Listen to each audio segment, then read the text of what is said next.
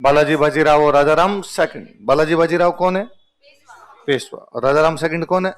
छत्रपति। छत्रपति जी, नया तो आपके पास में छत्र है, नया आप पति हो, तो क्या क्या करोगे पोस्ट लेके? सारी शक्तियां किसको दी जाए? पेशवा। तो थी शक्तियां वैसे भी पेशवा के पास, पर अब ऑफिशियल रूप से सारी शक्तियां किसको मिल गई? पेशवा। अब छत्रपति नाम मात्र का बना दिया गया था, छत्रपति के पास में कोई पावर नहीं थी। पेशवा होता तो एक मंत्री था। अच्छा, मंत्री कौन बनेगा कौन नहीं बनेगा तो राजा बनाया करता था। ठीक है, ये तो राजा कमजोर हुआ साहू, इसलिए बालाजी विश्वनाथ, उसके बाद उसका बेटा ही बन गया बाजीराव, और उसके बाद उसका बेटा ही बन गया बालाजी बाजीराव। तो बन तो वैसे ही बेटे रहे थे, पर यहां पर ऑफिशियल रूप से लिखा गया कि पेशवा इनके परिवार से बनेगा, दूसरा कोई भी आदमी बनेगा नहीं। इसका मतलब पेशवा का पद वंशानुगत हो गया। पेशवा का पद क्या हो गया? वंशानुगत। और सारी शक्तियां किसके पास चलेगी? पेशवा। कौन सी संधि द्वारा? संगोला। उससे पहले ही शक्तियां पेशवा के पास ही थी, लेकिन यहां पे लिख दी गई कि साहब शक्तियां किसके पास है? पेशवा। अब छत्रपति के पास कोई शक्तियां नहीं है। छत्रपति कहां रहता था? सतारा। कहां रहता था? पेशवा रहता था पूना। पेशवा कहां रहता? इसका मतलब अब मराठा शक्ति का केंद्र सतारा नहीं होगा, अब मराठा शक्ति का केंद्र कौन सा होगा? पूना। अब पेशवा ने अपनी एक नई टीम बनाई, उसको बोलते थे मराठा संघ। उसका जो मुखिया होता था, उसका जो हेड होता, उसका चीफ होता, उसको क्या बोलते थे? पेशवा। पूना का पेशवा कहां पे रहेगा? पूना। भोसले कहां पे रहेगा? नागपुर। सिंधिया कहां पे रहेगा? ग्वालियर। होलकर कहां पे रहेगा? इंदौर। और गायकवाड़ कहां पे रहेगा? 5 लोगों की टीम है। कितने लोगों की? 5। और इसका हेड या इसका चीफ या इसका प्रमुख कौन है? पेशवा। तो पेशवा तो कहां रहेगा? पूना। इसलिए शक्ति का केंद्र अब सतारा नहीं था, शक्ति का केंद्र क्या था? पूना। और उसके नीचे में 4 कमांडर है उसके। एक कमांडर कौन है? सिंधिया। सिंधिया कहां रहेगा? ग्वालियर। वसुंधरा राजे सिंधिया। वसुंधरा जी का नाम सुना है? तो वसुंधरा जी ग्वालियर की राजकुमारी है। कहां की राजकुमारी है? अभी अपने सेंटर में एक मिनिस्टर है ज्योतिरादित्य सिंधिया। क्या नाम है? Aviation minister. जो एविएशन है सर, ज्योतिरादित्य सिंधिया के पास कौन सी मिनिस्ट्री है? तुमने नाम तो सुना है ज्योतिरादित्य सिंधिया का? है? नाम सुना है? क्या है ज्योतिरादित्य सिंधिया? कहां सुना नाम? आप मंत्री है? संचार है? एविएशन है? क्या है उनके पास में? चेक करो, देखिए गूगल करो, ज्योतिरादित्य सिंधिया। संचार है? एविएशन किसके पास है? कम्युनिकेशन भी है, एविएशन नहीं है। हाँ, एविएशन पिछली बार रहा होगा, तो तूने पुराना देख लिया। क्या खोलते हो तुम? न्यूज खोलते हो, विकिपीडिया खोलते हो, क्या खोलते हो? विकिपीडिया। विकिपीडिया पे सब क्या अलग अलग है? विकिपीडिया पे तो एक ही जानकारी होगी, तो फिर तुम्हारे एविएशन कैसे आ गया? तो 2025 का बता रही है वो। पिछली बार तो कम्युनिकेशन था, वो एविएशन था, मेरी याद है। इस बार कौन सा है? ये जो नॉर्थ ईस्टर्न दे रखे हैं। हाँ, इससे पिछली बार कौन सा था? एविएशन। और पहले क्या रहा हुआ है? मनमोहन सिंह के टाइम में क्या थे? कॉर्पोरेट पावर मिनिस्ट्री थी और कॉर्पोरेट मिनिस्ट्री थी। हाँ, 2020 में पार्टी चेंज कर ली थी। हाँ, कांग्रेस में थे, 1 से लेके 20 तक कांग्रेस में थे। हाँ, दोनों के सदस्य रहे, लोकसभा के, राज्यसभा के। हार्वर्ड यूनिवर्सिटी से ग्रेजुएशन है। Oh no. इनके पिताजी माधवराव सिंधिया, ग्रैंडसन ऑफ जीवाजी राव सिंधिया। जीवाजी राव जो 57 की क्रांति में झांसी की रानी के खिलाफ हो गए। बेटा कौन है? अभी लेटेस्ट न्यूज होगी इनके बेटे की, 3-4 दिन पहले की न्यूज देखो। कोई अखबार भी नहीं पढ़ते तुम लोग? देखो, मध्य प्रदेश क्रिकेट एसोसिएशन का अध्यक्ष कौन है? महाआर्यमन सिंधिया। ऐसा कुछ नाम आ रहा है?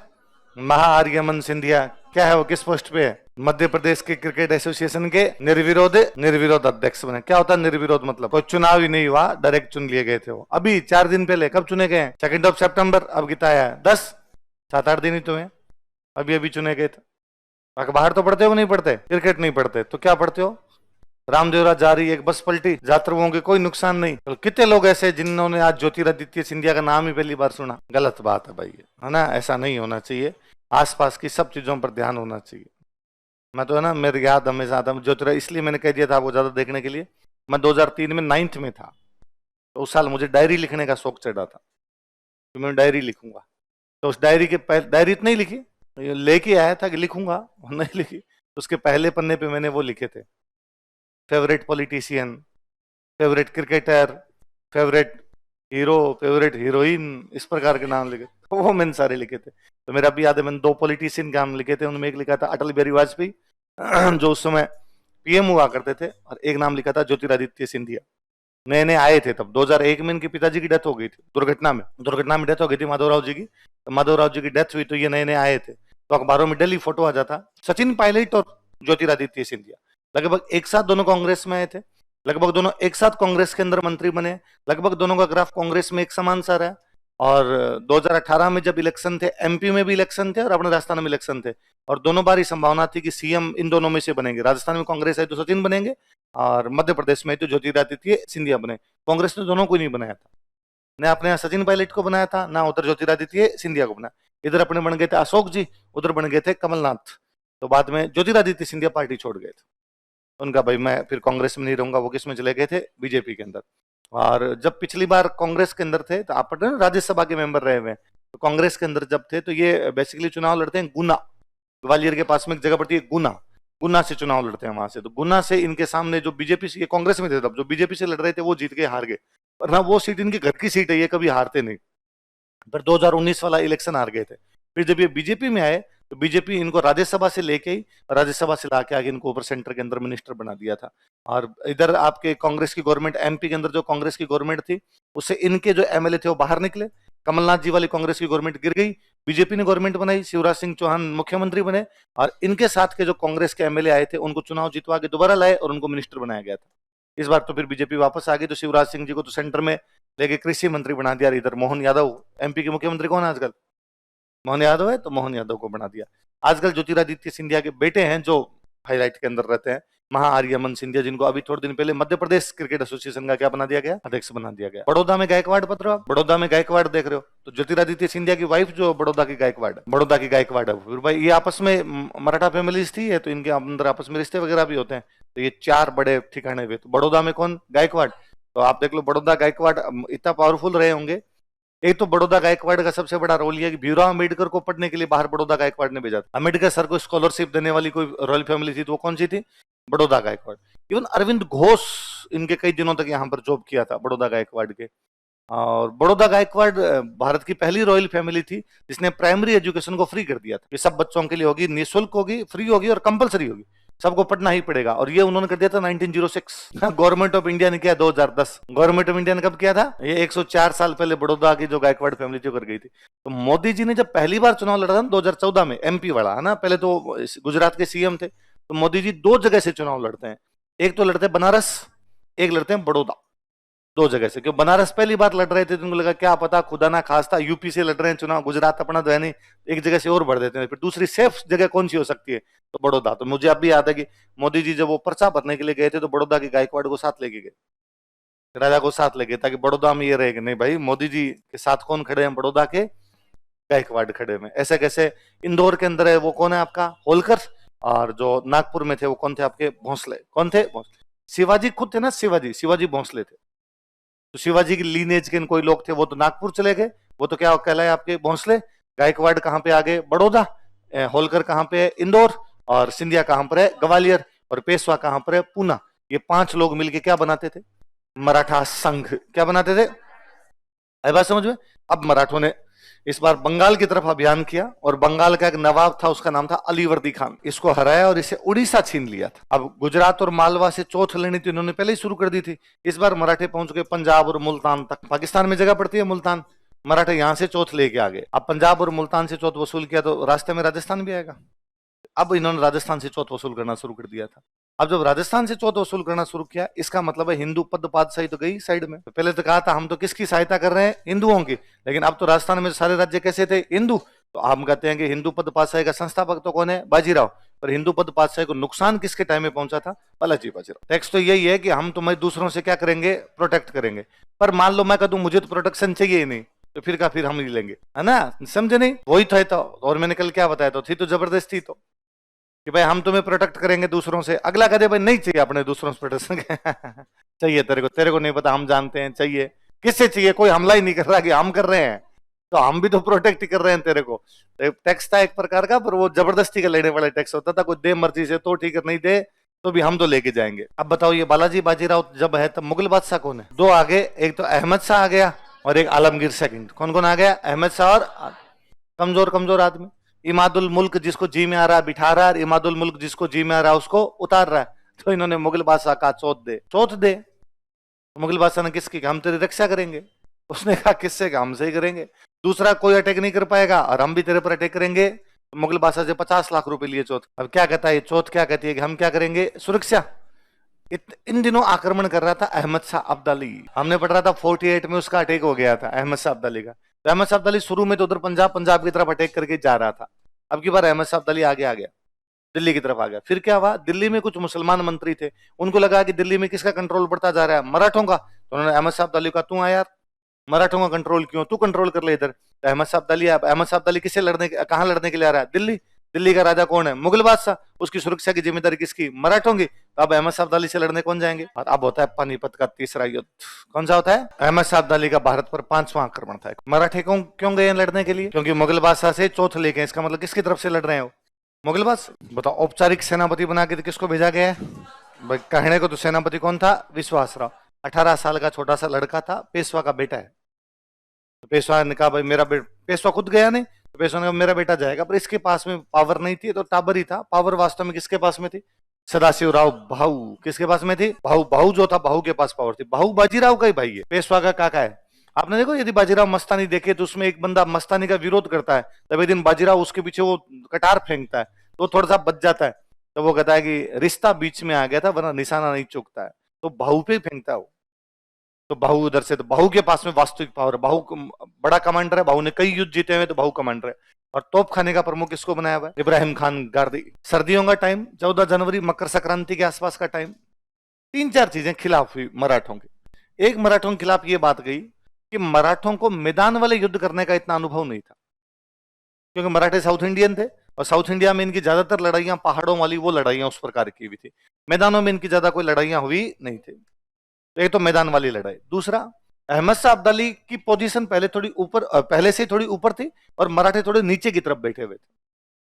अच्छा, शुरुआत में मराठों ने अटैक नहीं किया, मराठे बैठे रहे कि थोड़े दिन बाद में वेट करते हैं, पूरा वेट करके बाद में अटैक करते हैं। इतने में आ गई बारिश। तो जब बारिश आएगी तो पानी नीचे की तरफ आएगा, ऊपर की तरफ, इसलिए मराठों की तरफ पानी भर गया। ये लोग कैंप में पूरे में किचड़ ही किचड़ हो गया, जहां मराठों का कैंप लगा हुआ था वहां पर। एक दिक्कत यह हुई कि मराठों ने सबसे चौथ ले रखी थी, राजस्थान वालों से, पंजाब से, इसलिए किसी ने कोई हेल्प की नहीं, आसपास वाले। और बाकी लोगों ने कहा ठीक है इस बार फंसे, ये फंसे, ठीक है। फिर मराठों को इतना ओवर कॉन्फिडेंस था कि उन्होंने साथ और किसी कहा भी नहीं कि तुम साथ चलो। किसी से बात भी कर लेते तो क्या पता, औरों कहा भी नहीं साथ चलो। इधर अवध का राजा, कहां का राजा? अवध, यूपी का जो राजा था, यूपी का राजा था सुजाउद्दौला। क्या नाम था? वो अहमद शाह अब्दाली से मिल गया, तो मराठों की सप्लाई कट हो गई। खाना पीना, घोड़ों का दाना, सब जो आएगा वो सप्लाई तो आएगी ना, तो सप्लाई कट हो गई। अब मराठे उस कीचड़ में फंस गए, सप्लाई आनी बंद, घोड़ों के दाना नहीं, इसलिए घोड़े मरने लग गए। खुद के पास अनाज नहीं, खाए क्या? घोड़े मार मार के खाए, क्या किया जाए, कुछ बच ही नहीं रहा आपके पास में बुरी तरीके से। कीचड़ की वजह से, घोड़ों के मरने की वजह से वहां पे मलेरिया फैल गई, बीमारियां आ गई, खूब सारी मच्छर वच्छर हो गए, वहां पर बीमारियां आ गई। तब बाद में जो मराठा सैनिक थे उन्होंने भाऊ को कहा कि भाऊ, भूख से मरे उससे अच्छा है कुछ लड़के मरे, मरना तो पड़ेगा यहाँ आपने, भूख से मरे इससे अच्छा तो कुछ लड़के। और गजब लड़ते हैं मराठे उस युद्ध के अंदर, पर मराठे हार जाते हैं, निर्णायक रूप से ढंग से हार जाते हैं मराठे, और अहमद शाह अब्दाली इस युद्ध में जीत जाता है। हालांकि अहमद शाह अब्दाली को भी खूब नुकसान पहुंचा, वो पानीपत से आगे जा ही नहीं पाया, उसको पानीपत से वापस लौटना पड़ा, वरना वो दिल्ली की तरफ जा रहा था, वो भी दिल्ली की तरफ नहीं जा पाया। मराठों को भी बहुत ज्यादा क्या हुआ था, नुकसान हुआ था। एक व्यापारी था, बंजारा था, जो व्यापार करते पहले उनको क्या बोलते थे? बंजारा। वो पानीपत से उधर पूना की तरफ गया था, तो बालाजी बाजीराव पेशवा था। पेशवा उसे समाचार पूछता कि पानीपत की तरफ से आ रहे हो तुम? कि हाँ। तो हमारा वहां युद्ध हो रहा है, क्या समाचार है? उसके पास समाचार भी नहीं पहुंच रहे, और उस बेचारे को लगा कि यार मैं क्या बताऊं, इनकी तो पूरी फौज ही गई, सारे के सारे मर गए, बताऊं क्या? तो वो उसको कोड वर्ड में बताता है। वो उसको कहता है कि 2 हीरे गायब हो गए, 2 डायमंड, 2 हीरे गायब हो गए, 22 सोने की मुहरें लुप्त हो गई। 22 सोने की मुहरें, सोना होता है, सोना मुहर होती थी, 22 सोने की मुहरें लुप्त हो गई, मतलब गायब हो गई। चांदी का तो पता ही नहीं। इस कहने का मतलब था दोनों तुम्हारे बड़े कमांडर विश्वासराव और सदाशिवराव भाऊ दोनों काम आए, 22 और बड़े बड़े कमांडर तुम्हारे काम आए। सैनिकों का तो अंदाजा भी लगे, पेशवा समझ गया था, पेशवा हाथों हाथी मर जाता सदमे से। पानीपत के हार के सदमे से किसकी मृत्यु हो गई थी? तो पानीपत के युद्ध के बारे में खूब अच्छे अच्छे कोटेशन, आप यशपाल ग्रोवर खोलोगे तो इसमें मजा आ जाता है, पानीपत वाली कोटेशन पढ़ते हैं तो। उसमें एक मुझे याद है, बहुत अच्छी कोटेशन है कि पानीपत के युद्ध में सबसे अधिक फायदा उनको हुआ था जो युद्ध में थे ही नहीं। पानीपत के युद्ध में सबसे अधिक फायदा उन लोगों को हुआ था जो युद्ध में थे ही नहीं, अंग्रेज। क्योंकि मुगल अंपायर जब ढह रहा है तो मुगलों की जगह या तो मराठे ले सकते हैं, या कौन ले सकते हैं? अंग्रेज। मराठे खत्म हो गए, तब एक ही पावर बची है, वो कौन सी बची है? अंग्रेज। तो सबसे अधिक फायदा किसको हो रहा था? अंग्रेजों। अब देखो किस्मत कैसे काम करती है। अंग्रेज तो 59 और 60 में जीत रहे हैं, वाडीवास और वेदरा, डचोंग और फ्रांसीसी, जो सेम टाइम में लड़ाइयां हैं सारी की सारी। ये आगे हम पढ़ेंगे तब एक और समझ में आएगी। 7 साल में भारत का भाग्य चेंज हो गया है, ठीक है। आप देखो, लिखते रहेंगे, आगे लिखते रहेंगे। पहला कौन सा आपका? 1757 प्लासी। कौन सा हुआ है? प्लासी। और प्लासी से अंग्रेजों के पास में आ गया बंगाल। क्या आ गया? बंगाल। बंगाल आ गया तो क्या मिल गया? धन मिला उनको। धन मिला है तो अब दो अंग्रेजों के खिलाफ कौन हो सकते हैं? या तो डच या फ्रेंच। तो 59 में वेदरा का युद्ध, डच बाहर। 60 में वाड़ीवास का युद्ध, फ्रेंच बाहर। तो अंग्रेजों को यूरोपियंस तो कोई टक्कर नहीं दे सकते। अब उनको टक्कर कौन दे सकता है? इंडियंस। इंडिया में टक्कर कौन दे सकता है उनको? मराठे। पानीपत के तीसरे युद्ध में मराठे खुद ही खत्म हो गए। तो अब अंग्रेजों को टक्कर देने वाला कोई भी नहीं है। रही सही कसर फिर 1764 में बाकी लोगों ने की। बंगाल के नवाब ने, लखनऊ के नवाब ने और मुगल बादशाह शाह आलम सेकंड ने बक्सर के युद्ध में कि अंग्रेजों को निकाल दे। अंग्रेज फिर जीत गए। 1757 से लेकर 1764 7 साल के अंदर अंदर अंग्रेज भारत पे कब्जा कर गए। क्योंकि पानीपत के तीसरे युद्ध ने उनको सबसे अधिक फायदा पहुंचाया था जो युद्ध के मैदान में। एक बहुत अच्छा कोटेशन है कि पानीपत के युद्ध ने इस बात का फैसला नहीं किया कि भारत पर राज कौन करेगा। इस बात का फैसला कर दिया था कि भारत पर राज कौन। होता क्या, कोई युद्ध में ये होता है जो जीतता है वो तो राज करेगा, जो हारेगा वो राज नहीं करेगा। पर यहां दोनों ही राज नहीं कर पाए। अहमद शाह अब्दाली भी नुकसान लेके वापस चला गया और मराठे तो पूरी तरीके से क्या हो गए थे? समाज। यदि पानीपत का तीसरा युद्ध मराठे जीत जाते तो दिल्ली में मुगल बादशाह को हटा के मराठे बैठते। मुगल बादशाह को हटा ही लेते ही। और वहां पे इनकी पूरी तैयारी थी कि विश्वास राव का राज तिलक किया जाएगा। लाल किले के अंदर विश्वास राव का राज तिलक कर देंगे वहां पे। लेकिन मराठे उस युद्ध के अंदर हार गए। हार गए तो यह फैसला हो गया था कि अब देश पे कम से कम कौन राज नहीं करेंगे? मराठे। एक और अच्छा कोटेशन है, पानीपत के तीसरे युद्ध में मराठे पूरी तरीके से समाप्त तो नहीं हुए थे पर कुचल दिए गए थे। थोड़े दिनों बाद वो पुनः खड़े हो गए, पर इस बार उनको कुचलने के लिए अंग्रेज तैयार थे। लेकिन तब तक अंग्रेज इतने शक्तिशाली हो गए थे कि अब अंग्रेज मराठों से दबने वाले नहीं थे। तो पानीपत का तीसरा युद्ध भारत के भाग्य का फैसला करता है। कब हुआ पानीपत का तीसरा युद्ध? 14 जनवरी 1761। मराठों का औपचारिक सेनापति कौन है? विश्वासराव। सदाशिव कौन है? भाऊ। अगला कौन है आपके? माधवराव। माधवराव। एक बार मराठे बड़ा यूं डल फील करते हैं, मराठों को वापस यदि राइज कोई करता है तो वो कौन करता है? अब क्या, जब ये पानीपत में आ रहे तो गुजरात और बुंदेलखंड इनके हाथों से निकल गए। ये कमजोर हुए तो गुजरात बुंदेलखंड वाले वापस आजाद हो गए, पर इसने वापस कब्जा किया। कहां कहां पे? गुजरात पे और बुंदेलखंड पे। साउथ की तरफ भी कुछ लोग वापस आजाद होने की कोशिश कर रहे थे, इसने वापस हराया। एक तो हैदराबाद को हराता है और एक मैसूर को। और मैसूर में एक नया बंदा आया हुआ था, इसके बारे में हम आगे पढ़ेंगे, हैदर अली। तो किस किस को हराता है? एक तो हैदराबाद। हैदराबाद में निजाम होता था, एक तो हैदराबाद के निजाम को हराया और एक मैसूर में किसको हराया था? हैदर अली के बारे में आगे पढ़ेंगे। हैदर अली अंग्रेजों के खिलाफ लड़ेगा। बात लग रहा था कि अब मराठे वापस एक बार पावर के अंदर आ जाएंगे। इतने में पेशवा की डेथ हो गई। बहुत यंग एज में इस पेशवा की डेथ हो गई थी। मराठों को जितना नुकसान पानीपत के तीसरे युद्ध में नहीं हुआ था, उससे अधिक नुकसान पेशवा की मृत्यु से हुआ। क्या कोटेशन है बताओ? देखे, मराठों को जितना नुकसान पानीपत के तीसरे युद्ध में नहीं हुआ था, उससे अधिक नुकसान पेशवा की मृत्यु की। पानीपत के तीसरे युद्ध के बाद तो मराठे राइज कर गए थे, लेकिन इस पेशवा की मृत्यु के बाद वापस मराठे कभी भी राइज ही नहीं कर पाए। अगला कौन है? नारायण राव। बालाजी बाजीराव के बाद में माधवराव बना था। जब माधवराव बना था ना, तो बालाजी बाजीराव का एक भाई है, उसका नाम है रघुनाथ राव। बालाजी बाजीराव का एक भाई है, इसका नाम क्या है? रघुनाथ। इसको बोलते थे राघोबा। यदि आपने बाजीराव मस्तानी देखी हो तो बाजीराव मस्तानी में जब बाजीराव मस्तानी से शादी कर लेता है तो उसके दोनों से, प्रियंका चोपड़ा से भी और मस्तानी से भी, दोनों से एक एक बेटा होता है। और दोनों को एक सीन है, इसमें दोनों को एक साथ लेके खिला रहा होता है वो। तो वो एक बेटे का नाम बोल रहा होता है राघोबा, दूसरे का बेटे का नाम बोल रहा था शमशेर बहादुर। क्या बोल रहा होता है? तो जो मस्तानी की होता है वो तो है शमशेर बहादुर, और जो प्रियंका चोपड़ा के बड़ा बेटा तो बालाजी बाजीराव काशीबाई, जो उसकी पेशवन है। और बड़ा बेटा तो आपका बालाजी बाजीराव, और छोटा जो होता है वो कौन है? राघोबाई। शमशेर बहादुर पानीपत की तीसरी लड़ाई में काम आ गया। तो मस्तानी वाला बेटा था ना शमशेर बहादुर, वो पानीपत की तीसरी युद्ध में लड़ा था, लड़ता हुआ काम। उसके है वंशज है, अभी भी उसके वंशज है। पिछले दिनों कब मैंने एक बार अखबार में उनके बारे में न्यूज पढ़ी थी, स्टेटमेंट दिया था उन्होंने, बाकी शमशेर बहादुर के वंशज अभी भी है। तो जब बालाजी बाजीराव की मृत्यु हुई तो पेशवा बनना चाहता है रघुनाथ राव। कौन बनना चाहता है? इसने कहा मुझे बनाओ।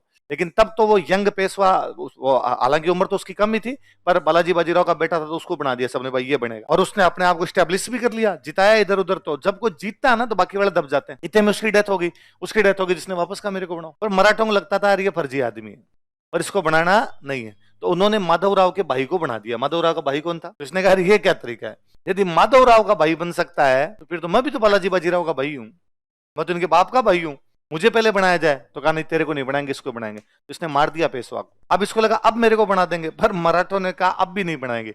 नारायण राव का एक छोटा सा बच्चा था, पैदा ही हुआ था, उसको बना गए थे, लेकिन माधव नारायण राव। फिर एक 12 लोगों की टीम राज करती थी। कितने लोगों की? उसको बोलते थे 12 भाई परिषद। कौन कौन है मुखिया? कौन कौन मुख्य सदस्य कौन कौन है? महादजी सिंधिया। और पेशवा कौन बनना चाहता था? रघुनाथ राव। कौन बनना चाहता है? रघुनाथ। पर मराठों ने पेशवा किसको बना दिया? माधव नारायण राव। तो रघुनाथ राव नाराज होता है, अंग्रेजों के पास सहायता लेने के लिए चला गया। किसके पास? दुश्मन का दुश्मन दोस्त होता है। अंग्रेज मराठों के दुश्मन हो सकते हैं, मराठे अपने को पेशवा नहीं बना रहे तो अपने को पेशवा कौन बनाएंगे? अंग्रेज। अंग्रेजों के भारत में 3 बड़े अड्डे थे, बॉम्बे, बंगाल और मद्रास, है ना, उसको कलकत्ता नहीं बोलते, बंगाल बोलते थे। इन तीनों में उनका एक एक गवर्नर बैठता था। कौन बैठता?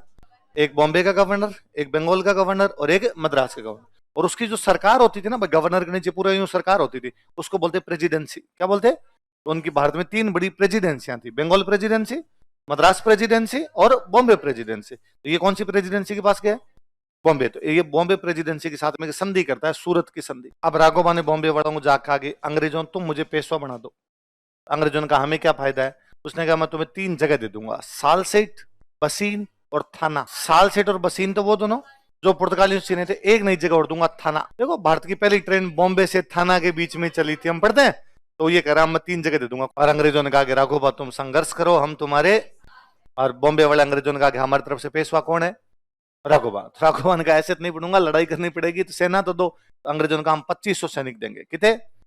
तो अंग्रेजों ने कहा हम तेरे को 2500 सैनिक देंगे, हम तेरे को पेशवा मानते हैं। और जब तू, हम तो तेरे को अभी मान रहे हैं, और तू फाइनली तेरे भाइयों को आके जब फाइनली पेशवा बन जाएगा, तब हमें कौन कौन सी जगह दे देगा? सालसेट, बसीन और थाना। अब देखो एक बड़ी गजब चीज हुई। पहला अंग्रेज मराठा युद्ध शुरू होता है 1775 में। कब शुरू होता है? 17। मैंने बताया कि भारत में अंग्रेजों की तीन अलग अलग प्रेसिडेंसियां हुआ करती, बंगाल अलग, मद्रास अलग और बॉम्बे अलग। और तीनों का अलग अलग कामकाज। बंगाल वाले अपना बंगाल का देखेंगे, मद्रास वाले मद्रास का देखेंगे, बॉम्बे वाले बॉम्बे। तीनों का आपस में एक दूसरे में कोई इंटरफेयर, अपनी अपनी डफली, अपना अपना राग। पर इस संधि से ठीक 2 साल पहले अंग्रेजों का एक एक्ट आया था, और रेगुलेटिंग एक्ट में कहा गया था कि इन तीनों में सीनियर बंगाल है। इन तीनों में सीनियर कौन है? और मद्रास और बॉम्बे को बंगाल की थोड़ी थोड़ी बातें माननी पड़ेगी। मद्रास और बॉम्बे को बंगाल की सारी बातें तो मत मानो, लेकिन फिर भी थोड़ी थोड़ी बातें किसकी माननी पड़ेगी? बंगाल। क्योंकि तीनों में सीनियर कौन है? और मद्रास और पहले तीनों में गवर्नर बनते, बंगाल का गवर्नर, बॉम्बे का गवर्नर, मद्रास का गवर्नर। अब कहा गया था बंगाल में जो होगा वो गवर्नर नहीं होगा, उसको बोलेंगे गवर्नर जनरल। क्या बोलेंगे? तो बंगाल में तो बैठेगा गवर्नर जनरल, मद्रास और बॉम्बे में कौन बैठेंगे? गवर्नर। और मद्रास और बॉम्बे गवर्नर को सारी बातें तो नहीं, लेकिन थोड़ी थोड़ी बातें किसकी माननी पड़ेगी? गवर्नर जनरल की, क्योंकि वो क्या आपका गवर्नर जनरल है। अब राघोबा किसके पास चला गया? अच्छा, किसके खिलाफ पेशवा, वो किसको हटा के पेशवा बनना चाहता है? माधव नारायण राव को। अच्छा, माधव नारायण राव का शासन कौन संभाल रहे हैं? बारभाई परिषद। बारभाई परिषद का तो यह कहना है पेशवा रहेगा माधव नारायण राव, और राघोबा कहना है पेशवा बनूंगा मैं। तो राघोबा भाग के किसके पास चला गया? बॉम्बे। तो जो माधव नारायण राय के साइड वाले थे उनका ये क्या तरीका है भाई? और ये बॉम्बे वाले राघोबा को कैसे बना सकते हैं? जिनको किसी ने कहा कि आजकल बॉम्बे वालों की ज्यादा नहीं चलती, आजकल सीनियर कौन है? बंगाल वाले। तो ये गए बंगाल। कहां पे गए? और उन अंग्रेजों को जाके कहा कि अंग्रेजों तुम हमारा साथ दो और हमारे पेशवा को पेशवा बनाओ। और बंगाल वालों ने संधि और कर दी। बंगाल वालों ने कहा कि ठीक है, हम किसकी तरफ है? माधव नारायण राव। किसकी तरफ है? माधव नारायण। लिखो, पुरंदर की संधि। पेशवा तो बच्चा है, तो पेशवा की तरफ से संधि करने के लिए गए थे नानाजी फडणवीस। अब बंगाल वाले सीनियर है, तो बंगाल वालों ने बॉम्बे वालों को कहा। अब संधि करने का मतलब क्या है? बंगाल वाले किसको पेशवा मान रहे हैं? माधव नारायण राव को। अब बॉम्बे वाले किसको मान रहे हैं? रघुनाथ राव को। तो बंगाल वालों ने बॉम्बे वालों को कहा कि नहीं, रघुनाथ राव को कोई सहायता नहीं देनी। और सहायता किसको देनी है? अपने तो माधव नारायण। और सहायता की आवश्यकता नहीं है, यदि तुम राघोबा की सहायता नहीं करोगे तो राघोबा कुछ भी करे नहीं पाएगा, बस पेशवा जो है वो रहेगा। क्यों फालतू पंचायती कर रहे हो? हम बॉम्बे वालों ने बंगाल वालों को पूछा कि तुम कौन? तुम कौन हो ये कहने वाले कि किसको सहायता देनी है, किसको सहायता नहीं? दाल भात में मुसल चंद, हमारा काम चल रहा है, तुम होते कौन हो? बंगाल वालों का, अरे तुम्हें पता नहीं है, हम सीनियर है, और हम बंगाल में जो बैठता वो गवर्नर जनरल होता है। बॉम्बे वालों का, अच्छा काल मरी आज भूतनी होगी, कल तो मरी थी और आज क्या बन गई? भूतनी बन गई। तुम हमें बताओगे क्या करना है क्या नहीं करना है, और हम तो करेंगे राघोबा की सहायता। कुल मिला के बॉम्बे वालों ने इस संधि को स्वीकार नहीं कर। अब लड़ाई चालू हो रखी है, बीच में ये संधियां चल रही है उनके। तो अब जब संधि स्वीकार नहीं हुई तो लड़ाई होगी, तो एक बड़ा युद्ध होता है, बड़गांव का युद्ध। और भाई मराठों ने अंग्रेजों को ढंग से चेप दिया, मराठे हरा गए अंग्रेजों को। बॉम्बे वाले, राघोबान, सबको एक साथ इन्होंने हराया। पूरा बैटल चल रहा है, उसके इन बिटवीन खूब सारी लड़ाइयां होती है। अब क्या, जब युद्ध चल रहा था तो युद्ध में क्या होता है, कुछ इलाके मराठों के थे जिन पे अंग्रेजों ने कब्जे कर लिए, कुछ इलाके अंग्रेजों के थे जिन पे किसने कब्जे कर लिए? मराठों ने कब्जे कर लिए। पर अब बाकायदा इस संधि, ये जब युद्ध जीते, युद्ध जीतने के बाद में मराठों ने अंग्रेजों के जो भी कब्जे के हुए इलाके थे उन पे वापस कब्जा किया, कि हमारे जो जो इलाके तुम्हारे कब्जे में आ गए थे वो क्या दिए जाए? हमें वापस दिए जाए। तो संधि करते हैं, बड़गांव की संधि। अब ये बात पता चली बंगाल वालों को कि अपने बॉम्बे वाले भाइयों को तो मराठे हरा गए। तो फिर बंगाल वालों ने बॉम्बे वालों को कहा कि कोई नहीं, तुम तो हमारी बात नहीं मानते, टेढ़ा है पर मेरा है, हमारे भाई तो हम और आते हैं सहायता करने के लिए। फिर इस बार वो भी सहायता करने के लिए वापस लड़ाई शुरू की, वरना देवल लड़ाई तो मराठे खत्म कर गए थे। फिर फाइनली कई साल तक लड़ाई और चली। फिर लास्ट में जाके लगने लग गया कि न तो अंग्रेज हार रहे हैं और न मराठे जीत रहे हैं, बराबर सा युद्ध तुला हुआ है, इधर से भी नुकसान हो रहा है, उधर से भी नुकसान हो रहा है। फाइनली इन दोनों ने ड्रॉ खेल लिया। कि चलो बंद करते हैं लड़ाई को, और एक संधि और करते हैं, सालबाई की संधि। इस संधि में मुख्य भूमिका थी महादजी सिंधिया की। किसकी थी? उन्होंने कहा था अब कर लेते हैं, छोड़ दिया जाए, लिख लो। कहा गया पेशवा जो है वही पेशवा है। तो पेशवा किसको मान लिया गया? माधव नारायण राव। पेशवा बनना कौन चाहता था? राघोबा।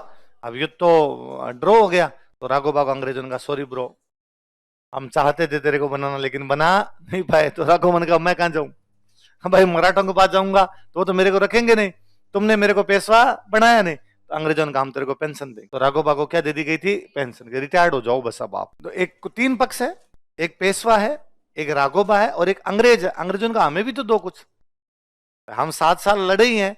तो फिर अंग्रेजों को फाइनली कहा गया इनको 2 इलाके दिए जाएंगे, एक तो सालसेट और एक एलिफेंटा। आपने सुना कभी एलोरा की गुफाएं, एलिफेंटा की गुफाएं? तो एलिफेंटा किसको दिया गया था? अंग्रेजों को। अब भी वापस देखो, देखे ना, ये पहला अंग्रेज मराठा युद्ध है जिसमें 4 संधियां याद रखनी है अपने को।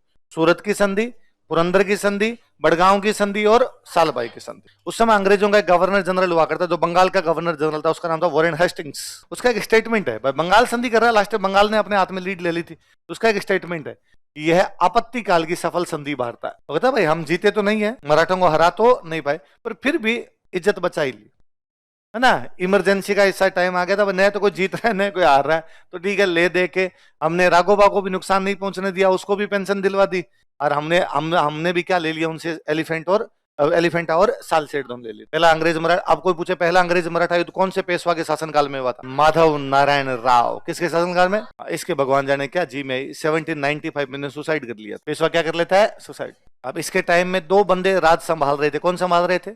महादजी सिंधिया और नानाजी पटवर्धन। वरना तो घर में ही फूट पड़ गई थी। वो 2 समझदार आदमी नहीं होते तो फिर तो अंग्रेज कब्जा तभी कर लेते, पर 2 ने बचा के रखा पहला युद्ध के दौरान। तो 4-5 साल के अंदर अंदर दोनों की डेथ हो गई, महाजी सिंधिया की भी डेथ हो गई और नानाजी फडणवीस। अब अगला पेशवा लिख, बाजीराव सेकंड। ये राघोबा का बेटा है। राघोबा जो पूरी जिंदगी ये कहता रहा कि मैं पेशवा बनूंगा, वो कभी भी पेशवा। माधव राव के टाइम उसने कहा मुझे बनाओ, नहीं बनाया गया। नारायण राव के टाइम उसने कहा मुझे बनाओ, नहीं बनाया गया। तो फिर वो फाइनली नारायण राव को मार के बनना चाहता है, लेकिन फिर भी मराठों ने उसको बनाया नहीं, और फिर फाइनली पेंशन लेके बैठ गया था बेचारा, उसको कभी भी पेशवा बनाया नहीं गया। अब की बार किस्मत काम की, राघोबा के बेटे को क्या बनाया गया? तो जैसा बाप था वैसा ही बेटा था। तो यह एक अयोग्य पेशवा था। छत्रपति कमजोर हुए तो पावरफुल कौन हुआ? पेशवा। अब कौन कमजोर हो रहा है? पेशवा। तो पावरफुल हुए सिंधिया और होलकर। मराठा संघ था, तो मराठा संघ में 2 लोग पावरफुल हुए। कौन कौन? सिंधिया और होलकर।